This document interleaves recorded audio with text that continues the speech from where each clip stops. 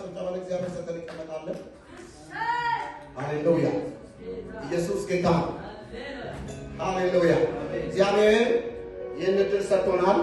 እንግዲህ በዘመናት መካከል